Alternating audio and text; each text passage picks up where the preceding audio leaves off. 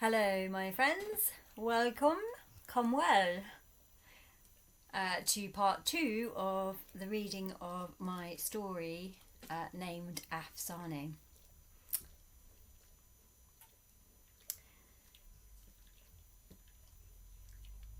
It had been a few days since he'd had word from her, and he'd tried not to worry himself too much about it, for he'd known that communication wouldn't be easy while she was away. Still, he wished that he'd tried harder to make her stay. He wished he'd put his foot down and made her be safe. He felt powerless, knowing he could do nothing to protect her once she set foot on that soil, but hoping against hope that she would be okay. Each day he'd got up, showered and shaven as usual, come down in the morning to pick up the newspaper from the mat, afraid of what he might read on the front page. When the phone calls stopped, he couldn't bring himself to read it and cancelled his order, refusing to put on the TV. Every time the phone rang, he jumped out of his skin and ran to the phone, expecting to hear her voice at the other end, and each time the blood drained to his feet as he realised it wasn't her. A week went by like this, each day feeling like a month as he watched the minutes tick past on the old clock on the wall his grandfather had given them as a present when they'd moved in, until one day his mother knocked on the front door. When he looked through the spy hole and saw the silver of her hair, luminous in the sunlight, and the iridescent blue eyes peering back at him, his heart skipped a beat. "Joe, darling." His mother had leaned towards him as they sat at the kitchen table, and he fingered the edge of the blue and white tablecloth she so loved, playing with the thread, rolling it around in his fingers in hope that the words would never come. "I have something to tell you, and it isn't good." She swallowed hard, and he looked into her clear blue eyes, noticing that they were red and puffy from tears. She reached a hand out to his face, sorrow cutting lines through her face. His stomach spun, and he could hardly breathe as he heard the words before they'd even left her mouth. "She's gone, my sweetheart. She was killed in a suicide blast. There were 3 others who died with her. I'm so sorry. I'm so sorry." She held out her arms to him, but suddenly everything went out of focus. His mother's face became a blur, and he heard only white noise.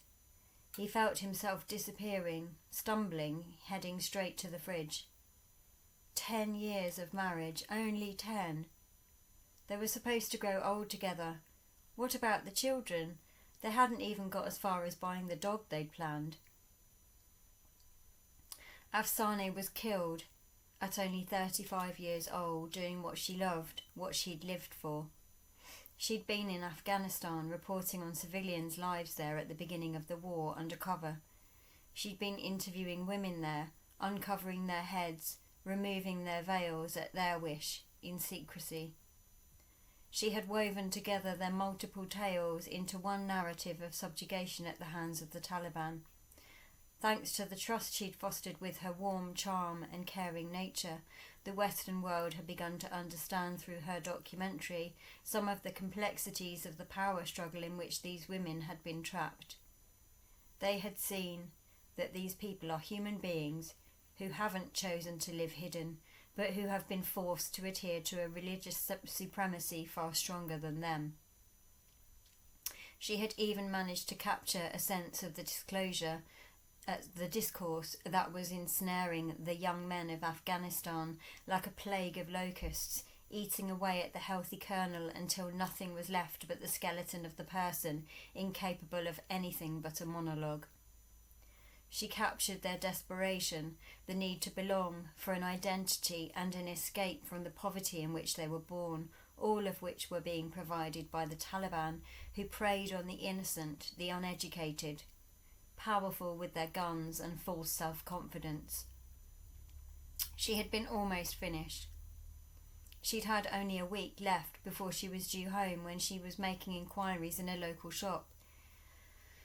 She had undertaken a dangerous job and he had begged her not to go, said that he loved her too much to watch her risk her life, that he couldn't bear to lose her, couldn't live without her if anything happened.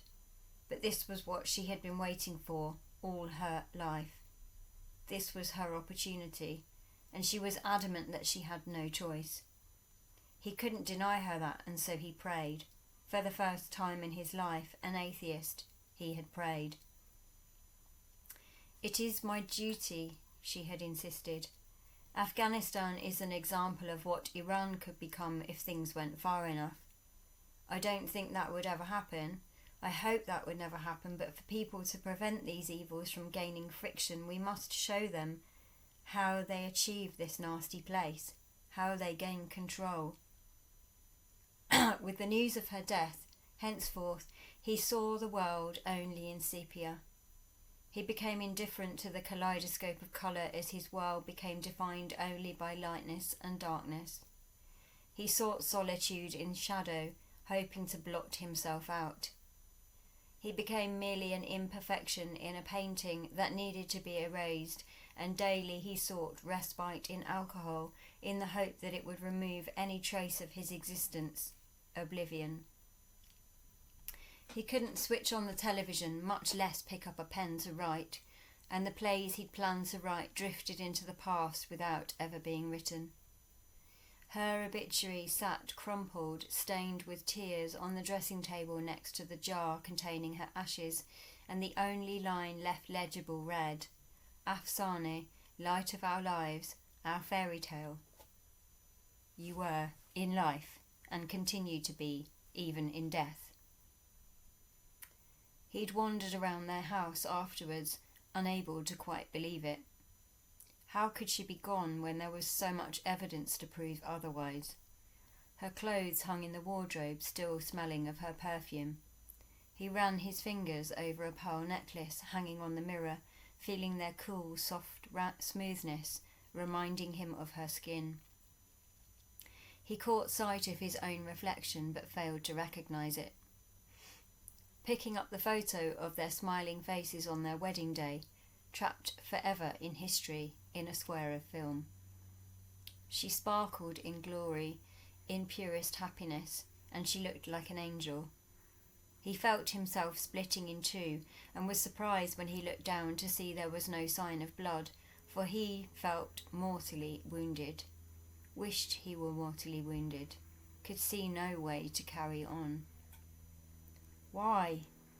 He would ask himself, with no answer available. Did he waste all that beautiful time that they had together? In 10 years of marriage, if he had switched off the TV when she'd come home each night and spent it with her instead, he would have gained hours' worth of precious time with her. He couldn't reason that he couldn't possibly have known that this was where it would end. His pain that this would be the end of their story. For it was cruel to end a story in such a way, and he himself would never be so brutal to his characters. His pain was in remembering, too, those times when he'd come home from a difficult day, frustrated and angry at the world for its barbarity, and he'd taken it out on her, innocent as she was of its crimes. The memories drove him afresh to seek solace at the bottom of the bottle of vodka, unable to right his wrongs now secure in the past, unable to turn back the clock and smooth it over. His hope was for sweet ignorance to the world, and he would wake most mornings lying at the bottom of the stairs or the bathroom floor, wherever he had fallen in a crumpled heap of agony, having howled his grief to the empty air, hugging an article of her clothing, until eventually his body would give in and the lights went out. The months had passed in this way, and as fast as the house around him fell into disrepair, with the cans piled in corners, the dust thickening, her clothes strewn across their room as he'd searched and searched for her, any sign of her, to no avail. He too began to wane. And the talks from his mother and father, even her parents, failed to register, while the post and the bills continued to fall through the letterbox, which his ghost-like form glided over as he made his way to the local thresher for his daily dose. He barely noticed when the electricity had been turned off, and instead went to the pub at night, and the fact that the gas was not working failed even to register, as he'd barely eaten in weeks. The world could turn without him for all he cared. He showered at the local fitness centre, where he knew an attendant working there, an old friend from school who took pity on him and let him use the facilities. The final blow, though, was the day that red letter stamped with the angry words "repossession" came to announce that their house would be removed from under his feet. His family, with no money, were powerless to help, unable to cope with the person he had become. 10 years on, and he had ceased the drinking. Time had misted over the memories of her existence, so that the pain was duller and the grief had loosened its grip from around his throat. He would never forget her, and he would always love her, but he was at least able to get through the day, and his pride had, in part, returned. But he'd never seen fit to re-enter the world he'd left that day his mother had uttered the words which told him of his beautiful and brave Persian princess's death. He had struggled to see any beauty in life, anything worth having beyond his basic needs to stay alive: clothes, food, shelter. Selling the big issue afforded him enough money to keep a roof over his head on the coldest of nights, gave focus, routine to his day, and he got by. For without routine, he felt he would die. He would take up his post at the exit to the South Bank at Waterloo Station at around 7:30 in the morning, and there he would remain the entire day, come rain or shine, calling his chant of "Big issue, sir, madam, big issue," until on this particular day he saw that smile, and she stopped in her tracks at the recognition in his expression, and approaching tentatively asked, "Would you do me the honour of coming to dinner with me? I would like to know your story."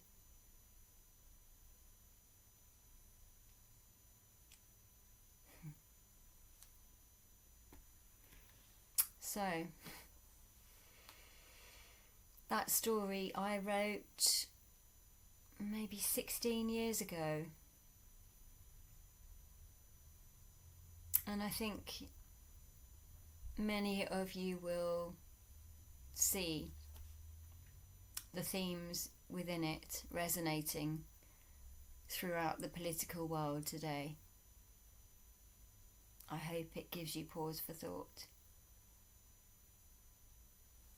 Till next time, have a beautiful morning, beautiful day, beautiful evening, whenever it is you come to listen to this. Thank you.